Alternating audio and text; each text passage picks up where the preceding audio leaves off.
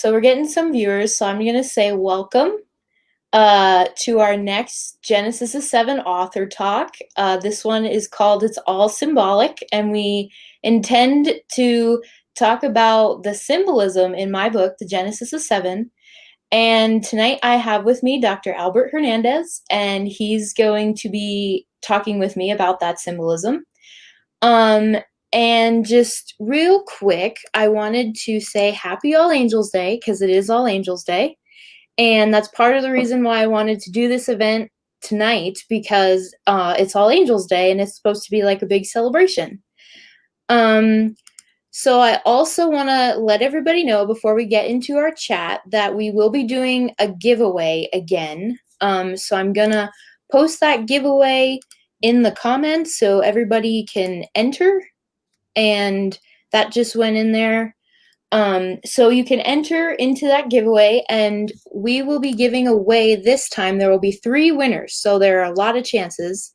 And this time we'll be giving away, I'll put this up real quick, but I know it's covering my head, but it's a Empyrean Trilogy tote bag with a paperback copy of my book, and then paperback copies of Albert's books, and all the books will be signed. So we'll be choosing 3 winners for that giveaway.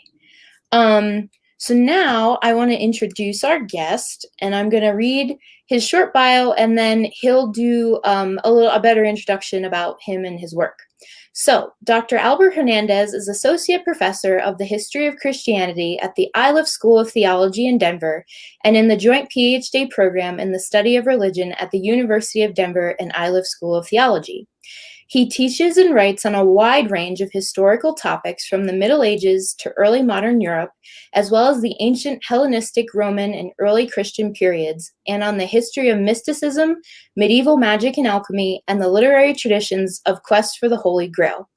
During his long educational career, he has also served in executive leadership positions such as Senior Vice President for Academic Affairs, Dean of the Faculty, Chief Operations Officer, Interim President, and Chief Executive Officer. Hernandez is author of Subversive Fire, The Untold Story of Pentecost, and co-author with Miguel de la Torre of the theological bestseller, The Quest for the Historical Satan. So welcome, Albert, to our chat tonight. Thank you. Thank you. It's a pleasure to be with you on this chat.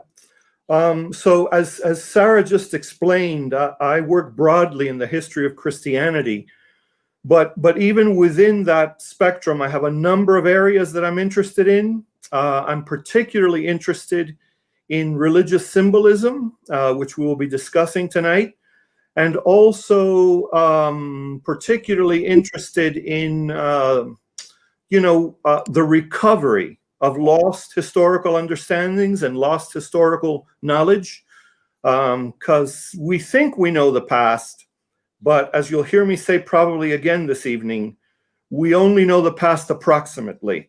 And for me, it's actually very humbling to work on trying to recover and reconstruct the past when you consider that sometimes I only have a little snippet of information to go on. So I try not to make grandiose claims, and the more I learn about the past, the humbler I become. Thank you. Okay. So let me get back here. And so we'll jump right in. So tonight, what this is going to be, so we have some questions for each other. And then kind of like the last big question is where we're going to get more into specific symbolism in the Genesis 7. So right now we're going to start with our kind of Q&A back and forth with each other. And now that reminded me, so there will be time for Q&A at the end. So if you do have questions now, you could post them in the comments. If they come to you during the chat, you could post them in there too. So starting off, both of us have written books with content that directly or indirectly takes place between the lines of the Bible. So, question for you, Albert, is can you discuss the challenges of interpreting biblical stories and recovering lost history? Yes. The challenges are many, but the biggest challenges that I confront, on the one hand, is a technical challenge. What is available to me from the past? Sometimes it's an entire book. Sometimes it's a portion of a book. Sometimes it's an artifact. Sometimes it might be a building. Sometimes it's a map. Sometimes it's a speech. So that's one challenge. The other challenge is the interpretive one. I tell my students at the master's and PhD levels at ILIF and at DU that those of us who work on the reconstruction of the past usually work on two levels. There is that level of the history of interpretation, which is sort of the surface level, but it's the most difficult level to penetrate and to deal with. And then we have the level of the primary source or the artifact, whatever it is that we're studying from the past. And most of what I work on is anywhere from 800 to 1,000 years old. You know, my more recent limit is maybe 400 years ago, but I've also worked with materials that are 2,500 years old. And it's a real challenge because just because the primary source exists doesn't mean that the history of interpretation of that primary source or of that artifact is correct. I tell students, and I know I drive them crazy because I'm like teasing them, and I say to them, you realize that I work backwards, right? And they're like, what? And I say, yeah, I work backwards. I try to figure out what we believed about something, what we thought about it 30 to 40 to 50 years ago.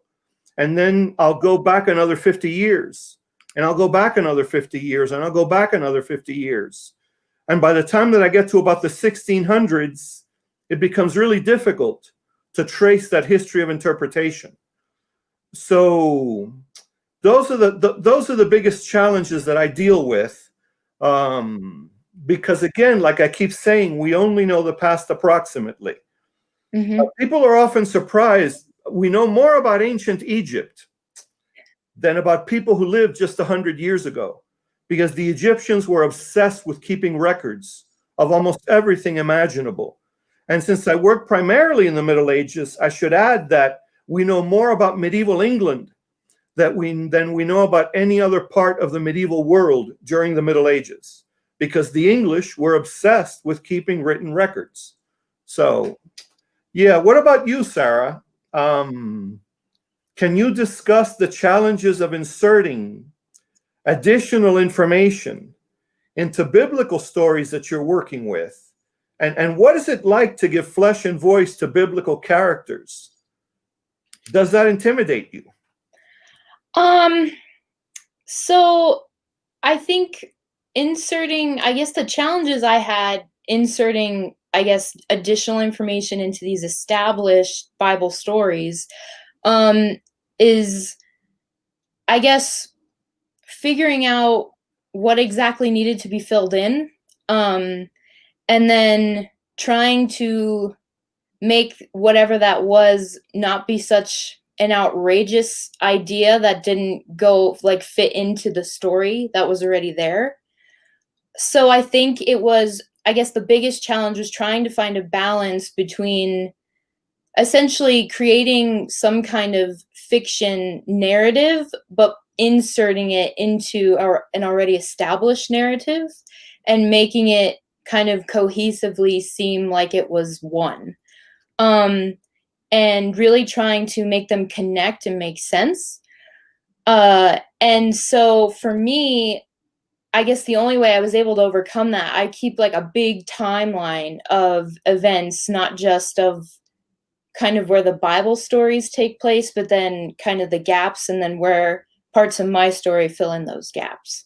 So, to go on to a little bit of that second part of the question, it was completely intimidating to give voice to these biblical characters, especially the angels, because they're mentioned in the Bible, but I don't think they're ever brought to the front and center and given, a character.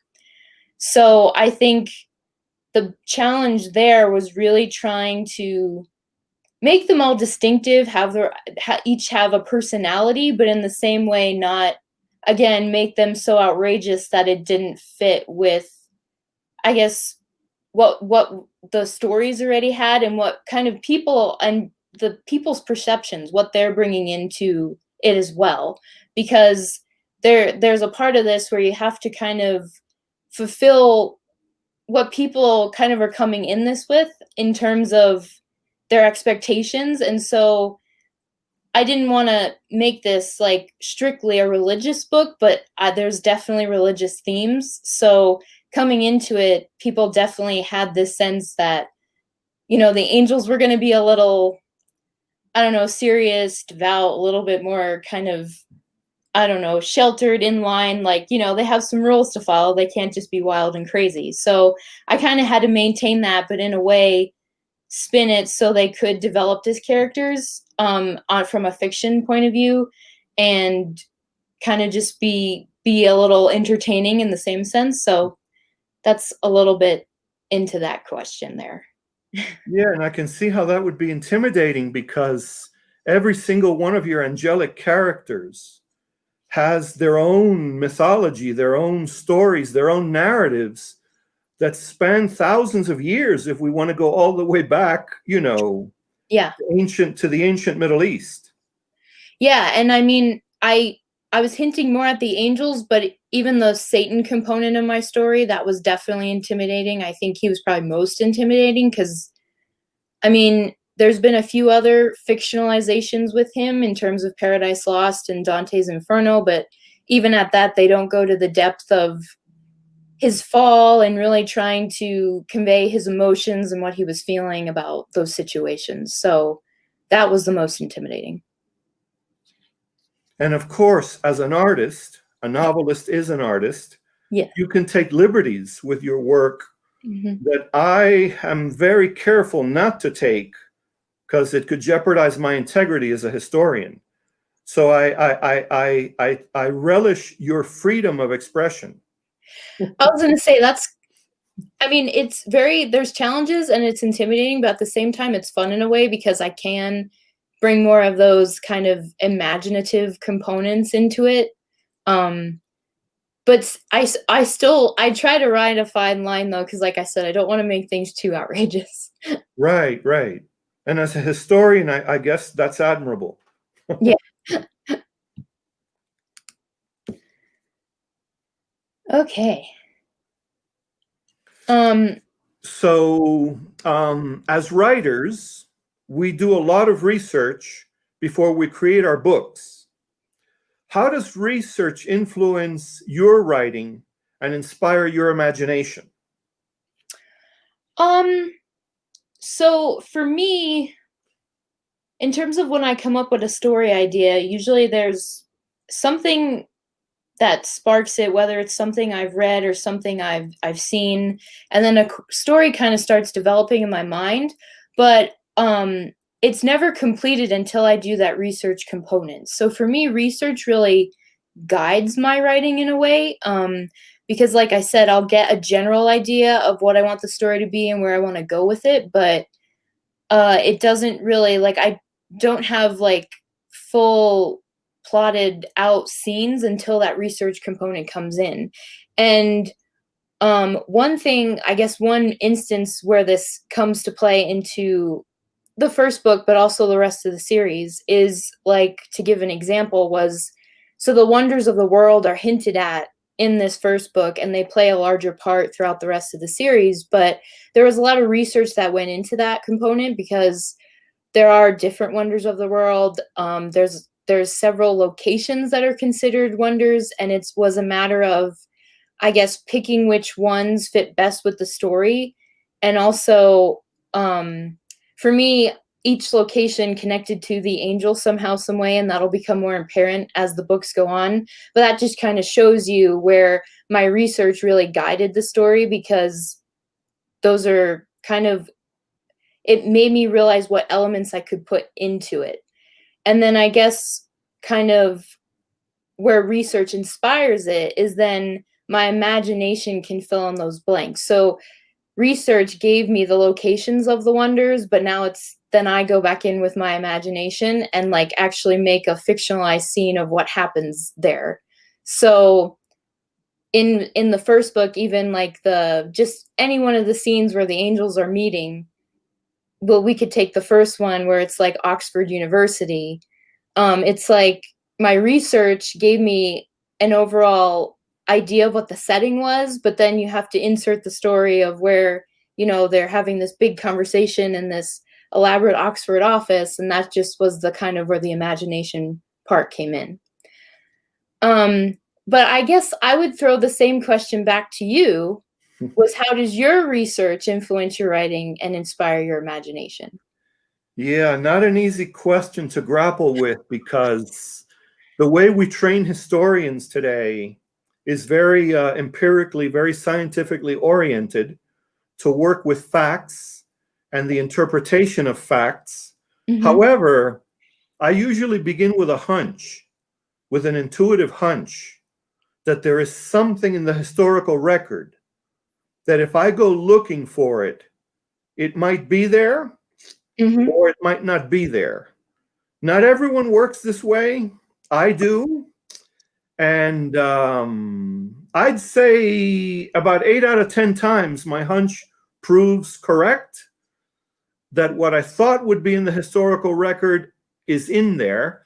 And I'm not talking now about reading through histories of interpretation. I'm talking about working with a story from, say, 1185 or from the year 1215, and kind of rummaging around in the year 1185 and rummaging around in the year 1215, and then seeing how that story was connected to other things that were going on in the world at that time. So this, in a way, you know, I tell my students that historians are storytellers, Mm-hmm. but we're not just storytellers. We're storytellers that have to go back into the past and do the very best that we can with the limited materials that are available to us to reconstruct that past. And for me, what's really important is, can I see the past, not from my perspective, not through my lenses, but from the perspective of the people, of the public, for whom that artifact or that primary source or that building, if you will, or that map was intended for. And if we can do that first, that's really important. Then maybe we can make some imaginative guesses at how the past might inspire or inform the present. And that doesn't always happen, because a lot of times the past is only explaining the present. I mean, here I am again teasing people about the historical process. You know, a modern historian may think that he or she understands an episode in the Middle Ages, when in fact, they may just be looking into a mirror and understanding themselves, and perhaps have completely missed what the people for whom that artifact was intended believed about themselves and believed about that artifact. I know that sounds really complicated, but I do believe that intuition and imagination play a role. Yeah, I was gonna say I can agree with that in some ways, because even a lot of how my research starts is kind of with a hunch, like you were saying. Because I mean, for me, this, like, a fictionalized story idea comes to me, but then it's kind of like the hunch is where the research then leads me. So I can relate to it in that way, but it's definitely different, like you said, in terms of being able to interpret those things, whereas then me, I have a little bit more room to wiggle with the imagination part. But yeah, I could definitely relate to that though. Yeah, you know, and it's interesting, all of the modern historians that influenced my own research and writing Mm-hmm. began as literary scholars. Oh, They okay. actually came out of languages and literature. People like Hayden White, Dominic Lacapra, Fernand Braudel, the great French historian. So in a way, they were also working with intuitive and imaginative possibilities, even as they were working with, you know, hard facts and data and artifacts. Yeah. So that's interesting. That's interesting that there are these similarities of approach between your novel writing and my historical research. Yeah. I Really like, cool. I would say, uncovering them. That's pretty cool. So going into our next question, and this is one I came up with for you. So I guess, are you ever concerned how Christian readers will respond to your books, or readers from other religions? And is there a message you have for those readers? Wow. Yes, I am sometimes very concerned, not so concerned about the effect that I will have on my students, because my students are, again, master's and doctoral level students. They're pretty sophisticated already, even before they come to us. Mm-hmm. But I am concerned when I address a public audience, Right. whether it's 10 people or 100 or more people. I am concerned how they will receive some of what I have recovered or fished out from the past. One of the things that I work on is the medieval encounter among Jewish, Muslim, and Christian communities. And there are a lot of things that I sometimes say about medieval Islamic literature or philosophy that is not always well received by Christian audiences. I can complicate things really, really dramatically. For example, most people believe that Jesus died when he was about 33 years of age. However, for the first 400 years of Christianity, there were thousands of Christians who believed that Jesus of Nazareth had been in his mid-50s when he was crucified. And sometimes when I share things like that with an audience that may have never heard it before, people get really bothered. They almost feel as if somehow I'm attacking their faith or questioning their faith, which I'm not, right? I'm not. Right. But it is interesting how earlier generations, earlier eras, earlier moments in history believe very different things about things that today we take for granted or things that we've completely forgotten today. And with my book, my second book that I co-authored with Miguel de la Torre, The Quest for the Historical Satan, we were really worried how Christian readers would receive the book, because we are very critical of Christianity's complicity in endless cycles of violence over the centuries. Mm-hmm. We're very critical of Christianity's obsession with absolute goodness versus absolute darkness, which we'll talk about later during the chat. But we were lucky that we didn't get any hate mail. If anything, our readers, and the book has sold close to 14,000 copies since it was published. Our readers ended up being very supportive of how brutally honest we were throughout the book. So I'm still very cautious, though, about how people might receive or interpret what I bring out of my historical research. Yeah. What about you? Yeah, I was just gonna say, so I mean, for me, when I was writing this book, I was very concerned about how people were going to react to it, because there's a lot of elements in it that are controversial. I mean, necessary evil is one, and we'll get to that later, but even just, and this is really this isn't really a spoiler, but right in, I would say, probably the first or second chapter, there's this whole question of, is there a bloodline of Jesus and Mary Magdalene? And even that I thought would be very controversial. And since the book's been published, I've actually been surprised by the very open reception to the book. And I really haven't had too many, I guess, naysayers or people who got upset with some of the things that were included in it. And I was really happy about that, because I mean, I went into this looking at it as an interpretation. It's my interpretation. It's also a fictionalized story. So I had hoped people kept that in mind, and it seemed like they pretty much have, because there hasn't been too much, like I said, people reacting in a bad way to it. That's great. You know, it reminds me of a dilemma that I had with my first book, Subversive Fire, The Untold Story of Pentecost. Probably the most innovative chapter in the entire book is about the medieval quest for the Holy Grail and the legends of King Arthur and all of that ensemble of stories. And I touch upon the Mary Magdalene Jesus connection, which in the Middle Ages, many medieval Christians, many European Christians believed was a legitimate legend, a legitimate possibility.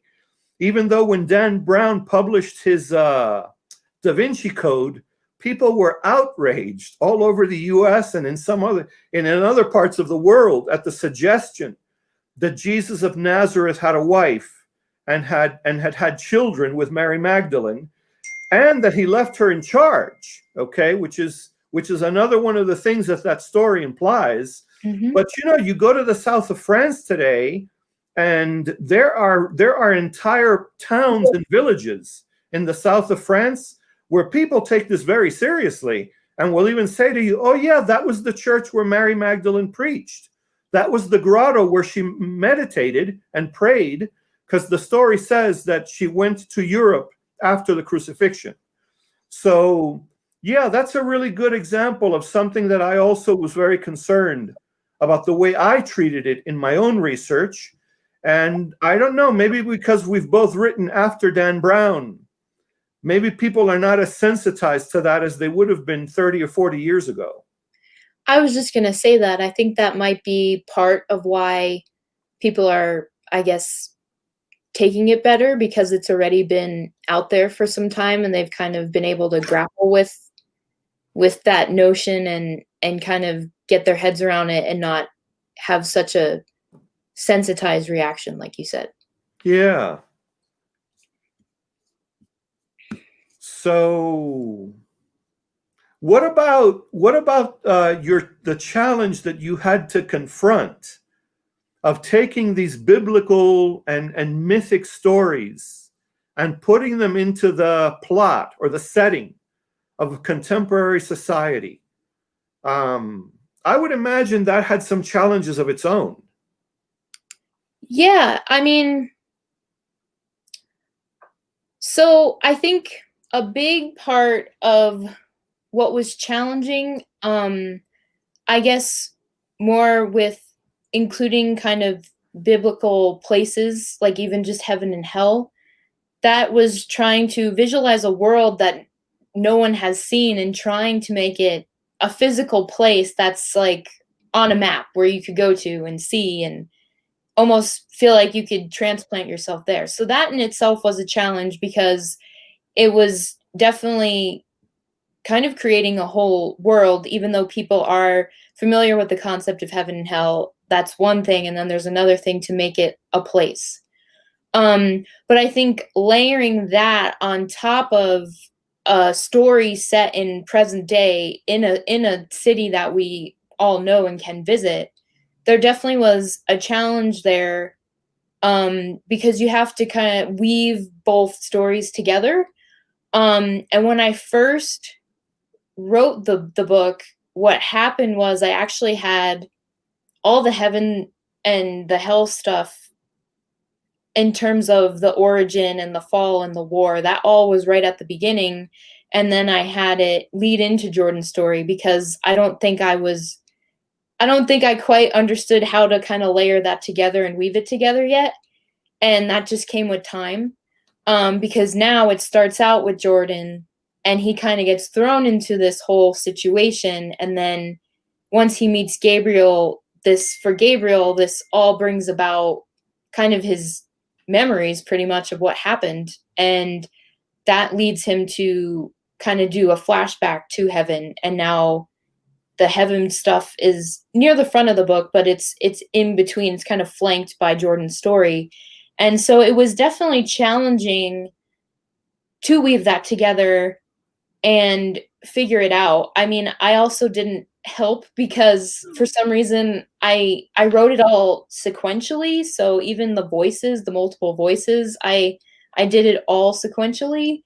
So most writers approach it like, okay, I'm going to take Jordan's voice and we're just going to write those chapters today.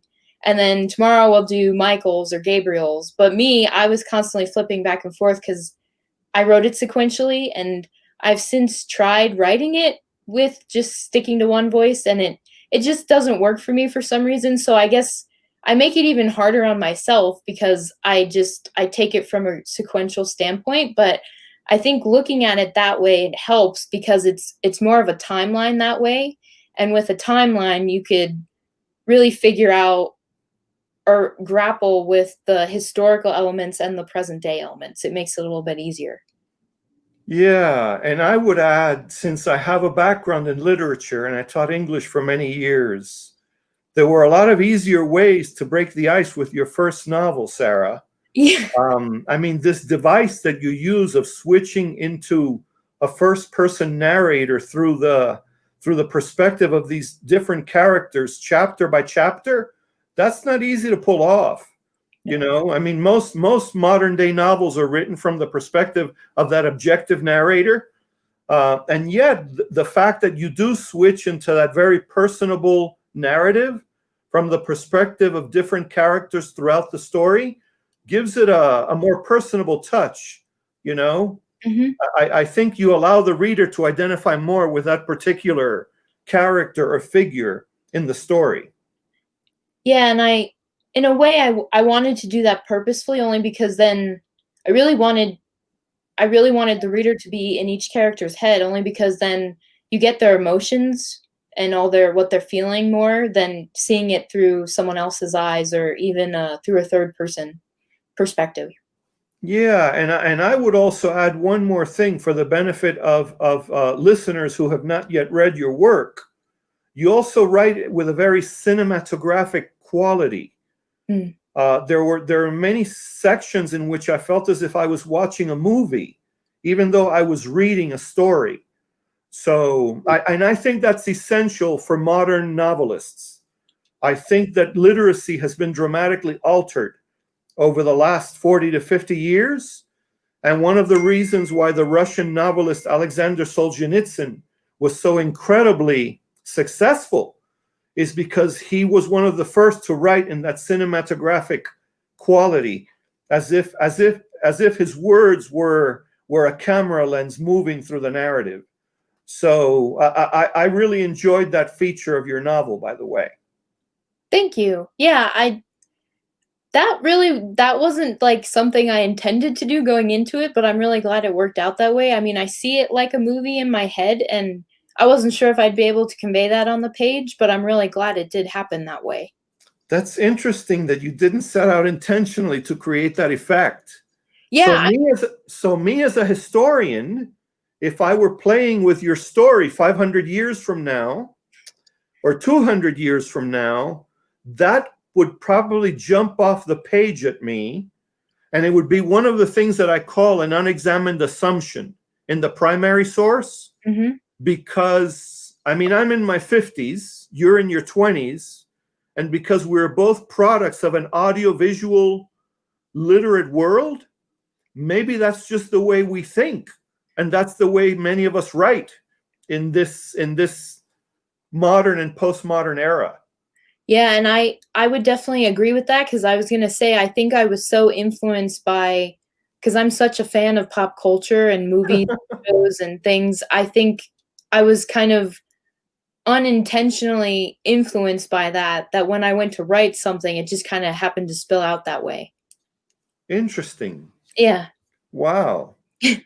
We should tell the listeners and viewers this wasn't rehearsed. No, it wasn't actually. That just was spur of the moment. Okay. So now we're kind of getting really into the nitty-gritty symbolism chat. So you've spent many years studying religious symbolism. So the question I have for you is how did you feel about the symbolism in the Genesis 7? And how did you reflect differently on your own work in the history of religion? Yeah. So I started out by writing a book about the Holy Spirit, and the holiday of Pentecost, which is considered the birthday of the Christian Church. I was really interested in the relationship between those things, those two themes, from the 1100s until the 1600s. I could have written a much simpler book that didn't cover 500 years, but I remember being very bothered, though, while I was working on that book, by the problem of evil. I couldn't believe the characters that I encountered in the historical record who were capable of such violence and intolerance against their fellow Christians and claiming to have been inspired by the Holy Spirit. It really, and I wasn't a naive adult, okay, and yet it still shocked me. It plunged me into an existential and moral crisis. And the question that I kept asking myself is how is it possible that a religious tradition with so many values about compassion and love and forgiveness could have so much blood on its hands, okay?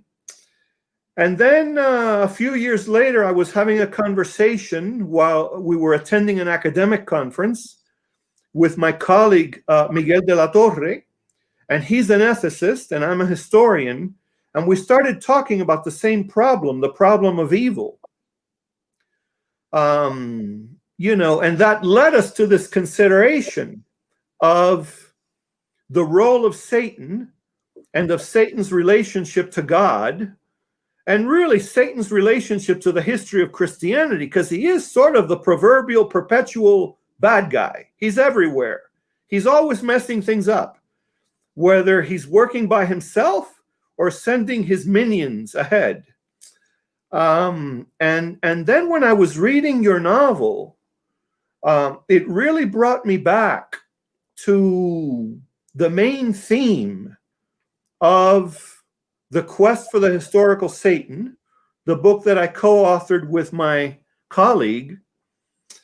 And the theme and the question that most bothered us throughout that story is, if God is all-powerful and all-knowing, and God is everywhere, and Satan is also one of God's creatures, then could Satan be redeemable? Could somehow this falling out between God and Satan, or between Satan and the other archangels, could that rift maybe someday be reconciled? Is that part of God's plan that we don't even understand yet? But again, my major criticism, not of your book, but of this historical and religious and mythological tradition, is the ways in which it juxtaposes, it pits absolute evil against absolute goodness, absolute light against absolute darkness. And I got to be honest with you, that's not the reality of human life. The good often comes mixed in with the bad. Even in the kindest and gentlest and noblest of people, there is a dark side. Mm-hmm. And, you know, it's interesting that Christian clergy take issue with our work on the historical Satan, but rabbis, okay, and imams, Jewish clergy and Muslim clergy have been actually very supportive of the way we tried to problematize and complexify that relationship. So for me, that was one of the things that really jumped out for me about your novel. And it leads me to that, again, this is a classic phrase in philosophy, necessary evil. Mm-hmm.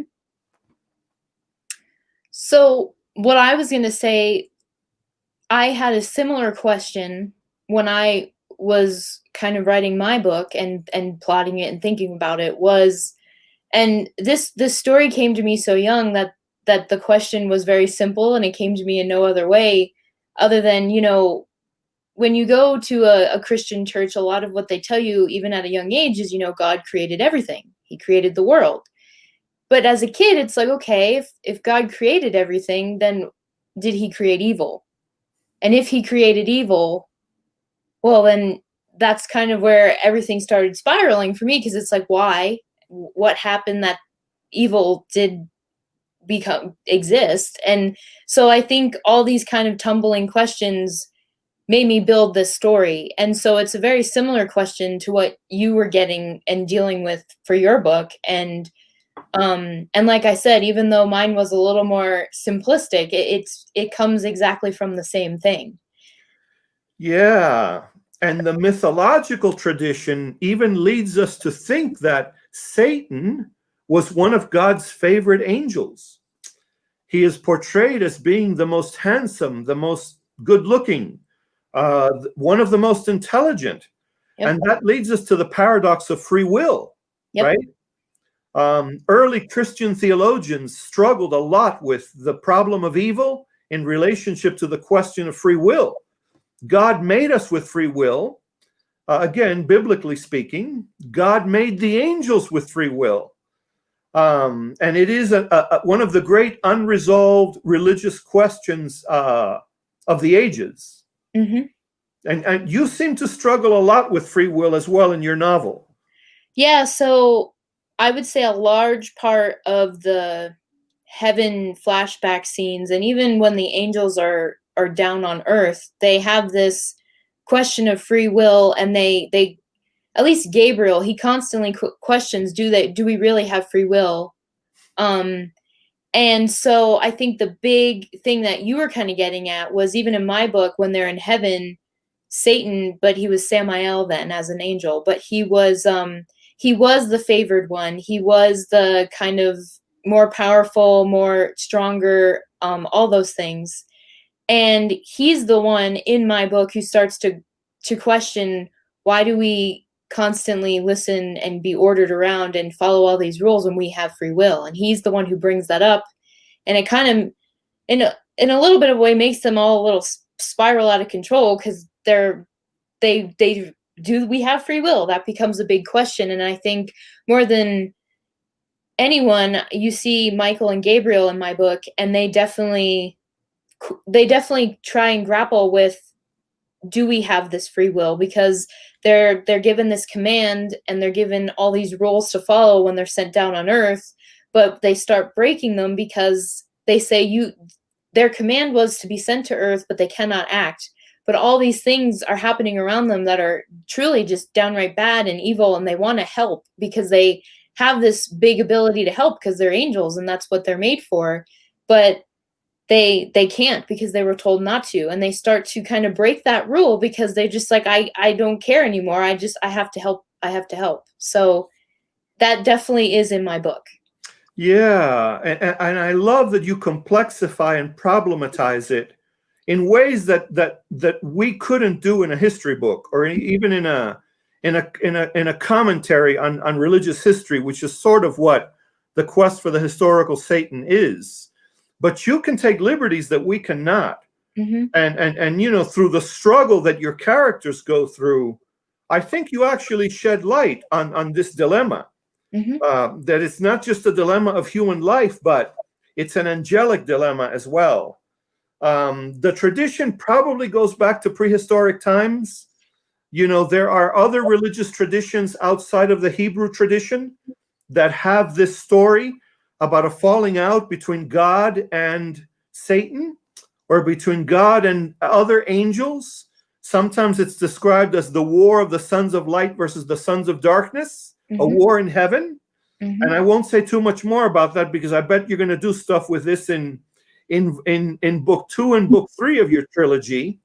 But this is a great unresolved moral and mythological question.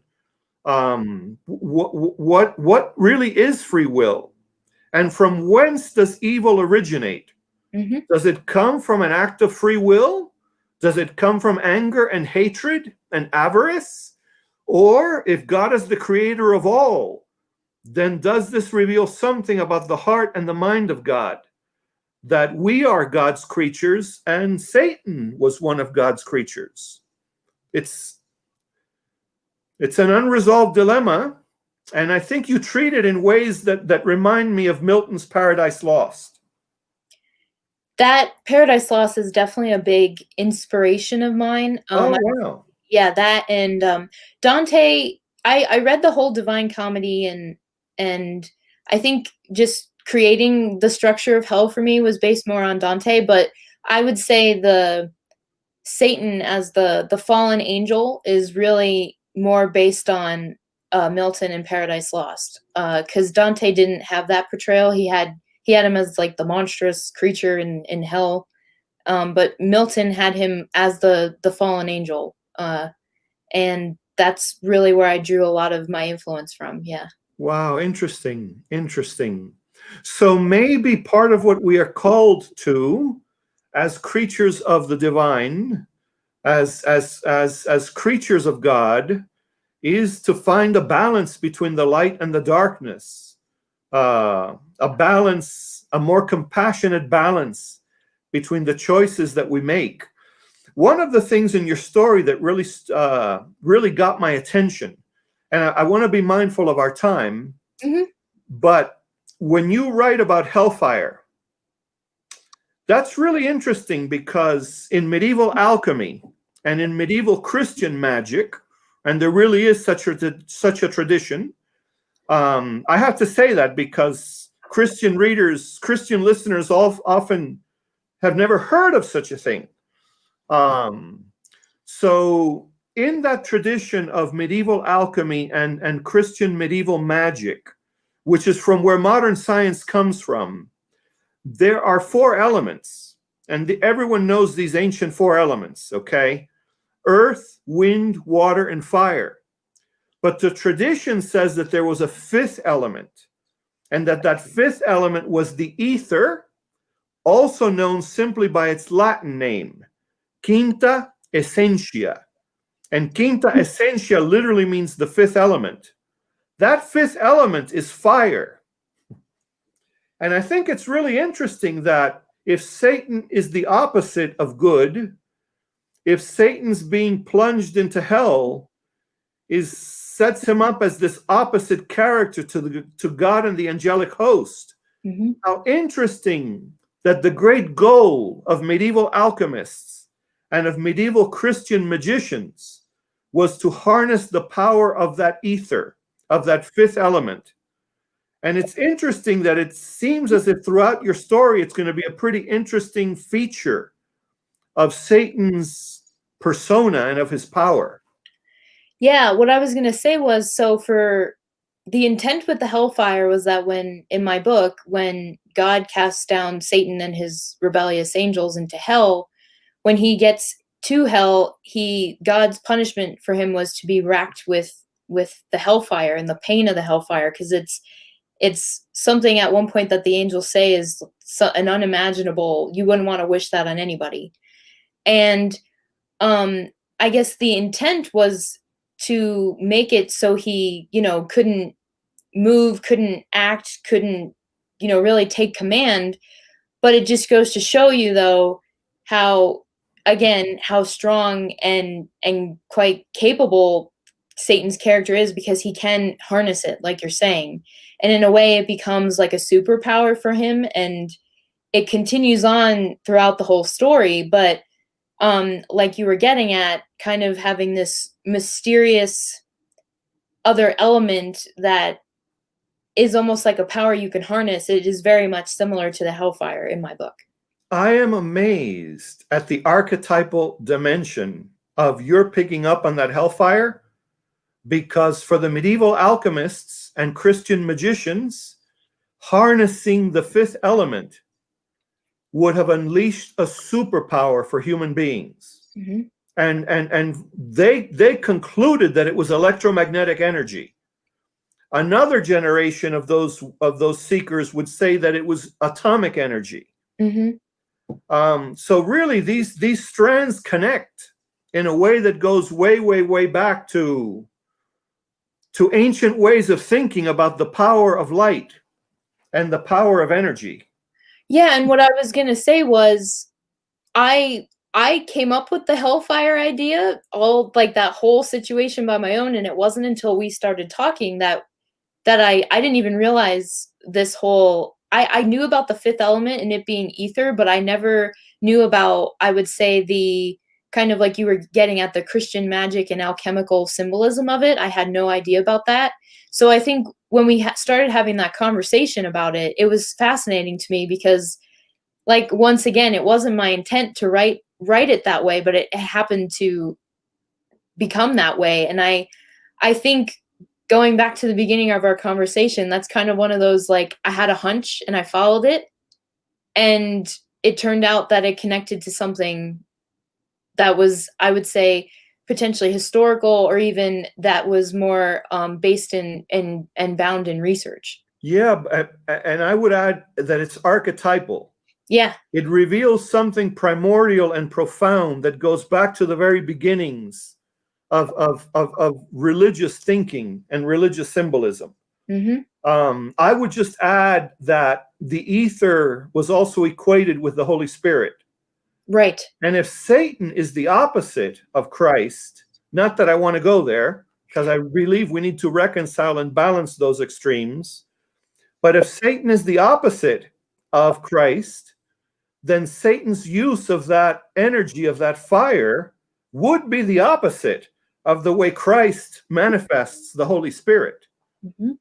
Maybe that's too deep for a 60-minute conversation. But you really have made me think. Your novel has really made me think.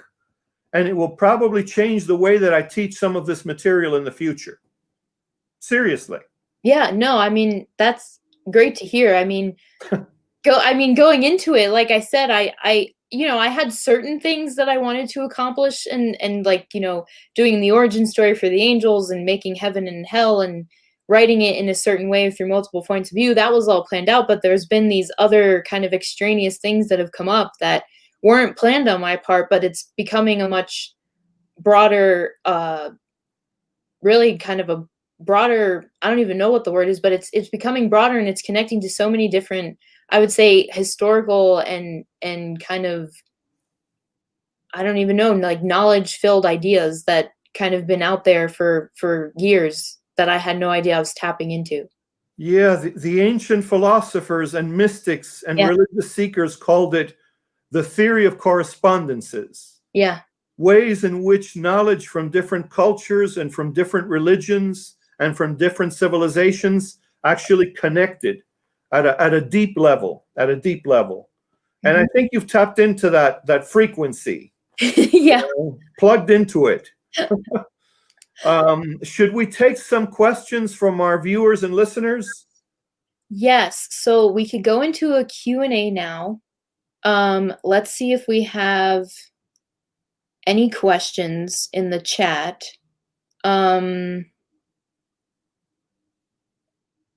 Let's see.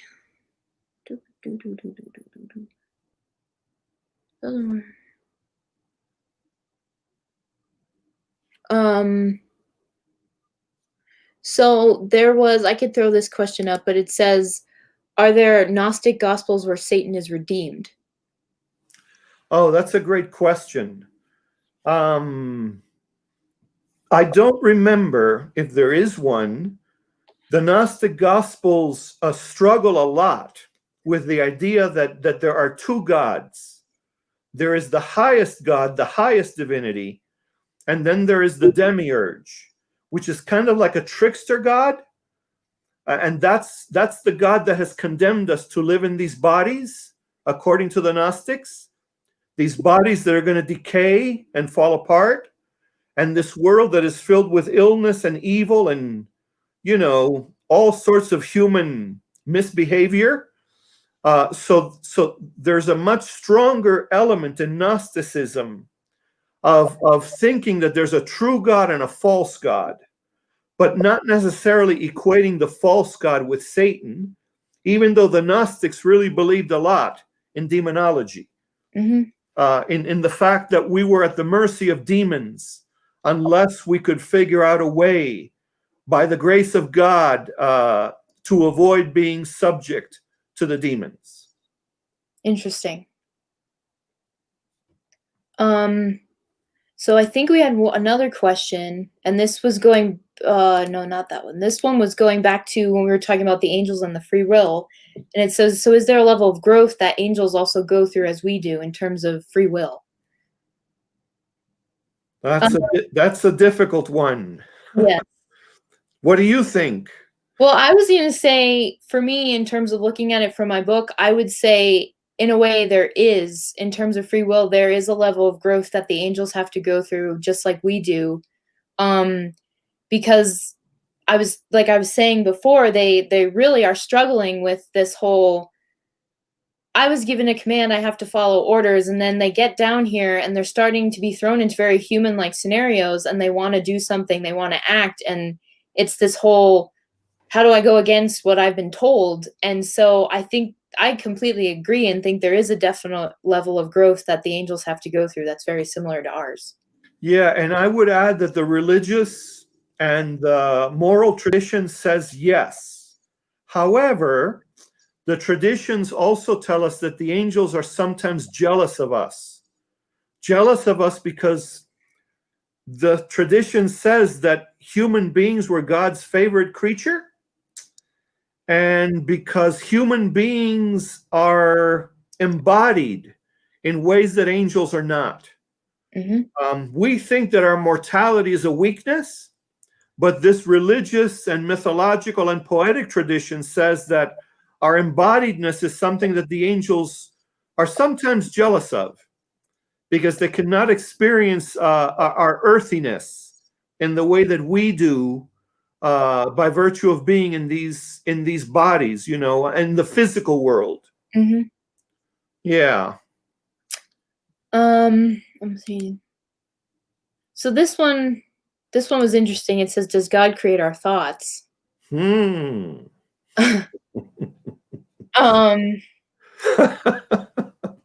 That's a great one because it attacks the notion of free will. Right. Yeah. I don't know the answer. I'd say it's somewhere in between yes and no. What do you think, Sarah? I was trying to think that through. I think I'm kind of with you. It might be a yes or no. What's making me think about this question is in my book, Gabriel.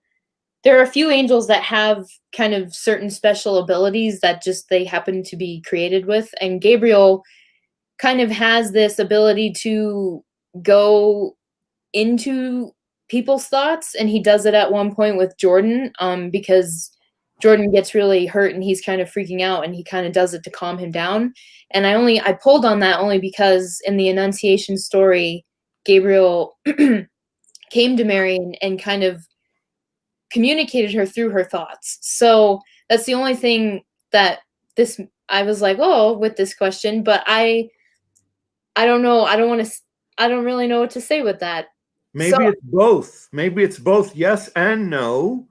You know, whether you're Jewish or Christian or Muslim or Zoroastrian for that matter, there is this notion that God sends his messengers to put thoughts in our minds and hearts. And that the people whom we end up calling prophets or saints, be they female or male, are people who had a knack for listening to the will of God and attuning themselves to the kinds of thoughts that God was putting in their hearts and minds, so that they could then go and lead other people to a better, kinder, gentler vision of the human community. So that is very much a part of the tradition. I just think that modern individualism and modern scientific notions have done a lot to trick us into questioning the degree to which God is in communication with humanity, be it directly or be it through mediators, such as angels. Right. We have a few more questions. I guess you could try and answer this one. It says, do you consider yourself a Gnostic? I love it. I love that question. We have another question. It says, wait. Let me take a shot at that you want one. to read that one? Okay. I do consider myself a Gnostic. If Gnostic means to value experience, to value a heartfelt experience of God, and not just an experience of God through the intellect, through the mind, through rationalism, then I would consider myself a Gnostic. I believe Christianity is far more Gnostic than organized Christianity gives itself credit for.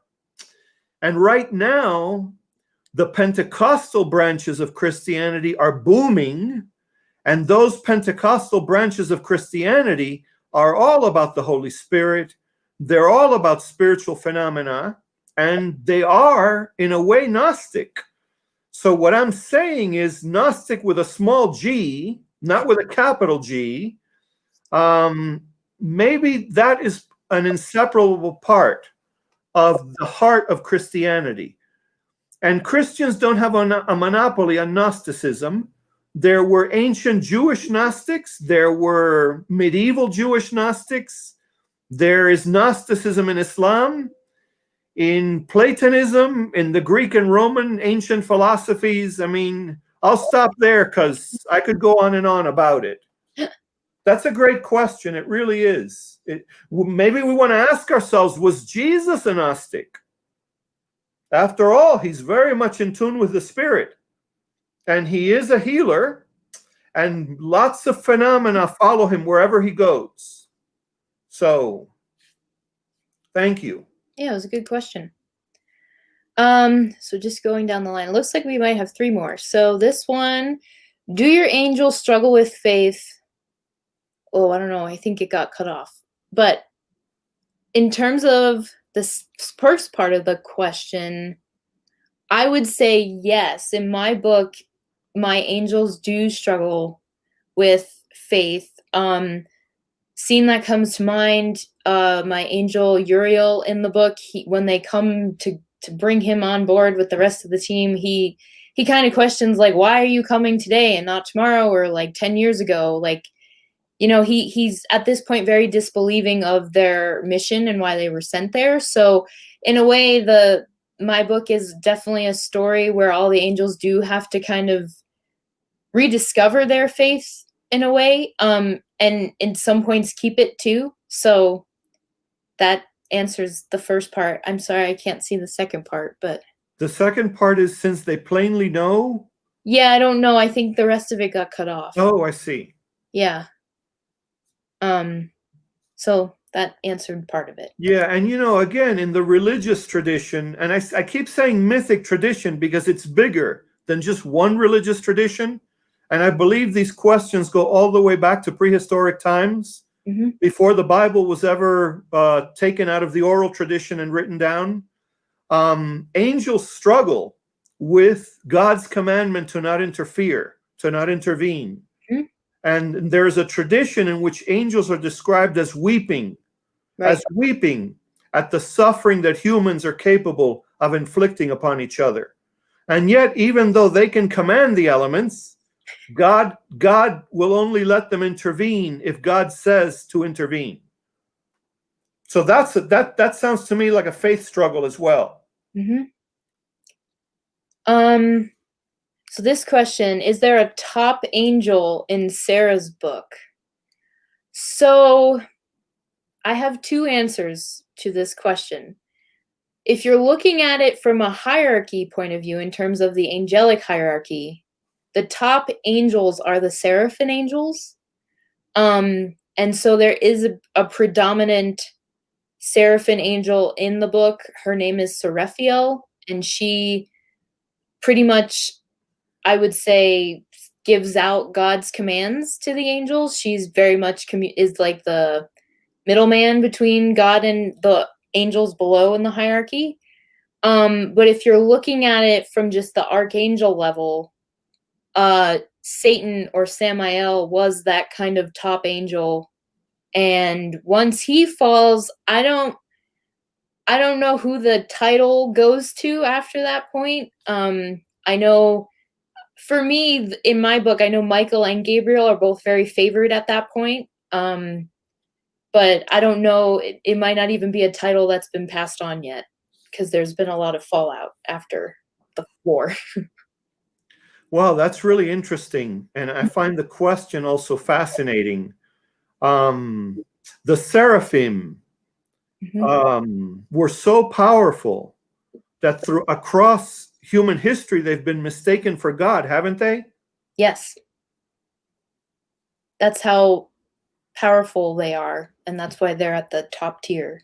So. And we don't even know how many of them there are. No.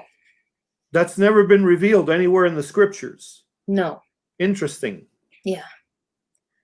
And then I think this is probably the last question we'll do. It kind of goes back to what we were talking about with the creating thoughts and free will, but it says, does God pick who can hear, or who can everyone hear and only some listen, or something else?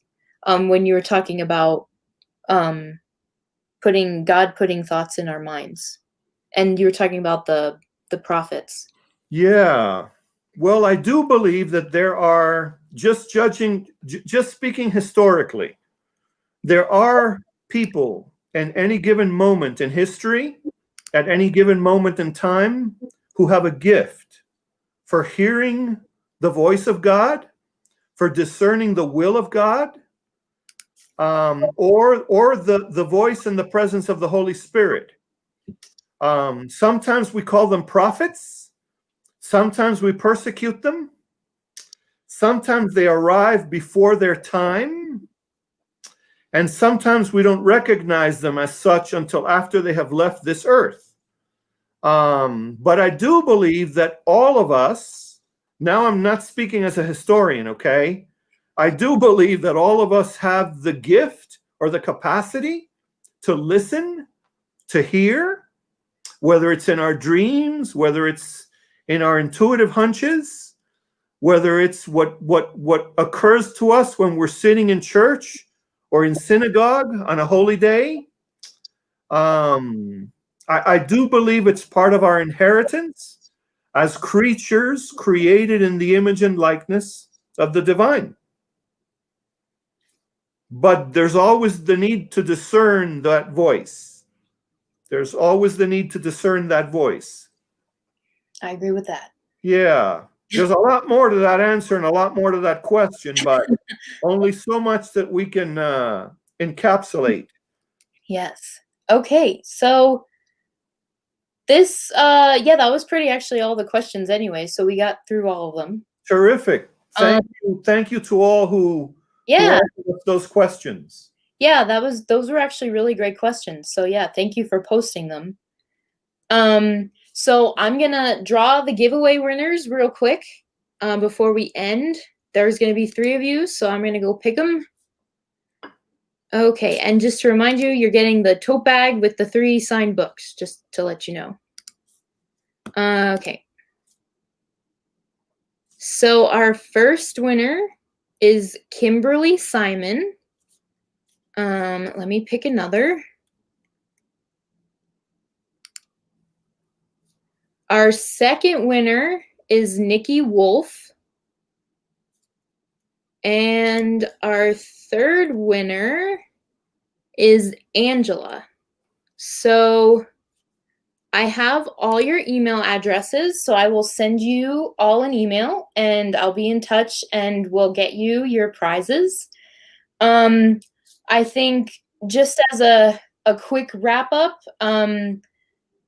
first of all, thank you so much, Albert, for joining me. This was such great fun and it was a really good talk. So thank you for being here. You're welcome. Thank you for inviting me, and it was a lot of fun for me too. Yeah. And I will be actually doing another event this Sunday. So look out on social media for that information on that. That will be a librarian talk with me and 6 other librarians and a book club chat. So stay tuned for more on that. And before we close, I just want to give out some contact information. If you'd like to reach out to me, you can email me there's a form on my website, and that email is just contact@saramschaller.com. And then Albert, what would be the best way to reach you? Which email? My email address at the Iliff School of Theology, it's my first initial A, followed by my entire last name, Hernández, HERNANDEZ, @iliff.edu. Okay. So great. That's ways to contact us. If you have any more questions or want to keep talking or whatever, that's how you can reach out. And thank you all again for tuning in, for the awesome questions. Thank you, Albert, again. And I hope everybody had a lot of fun. And we'll see you next time. Thank you. Bye. Bye-bye.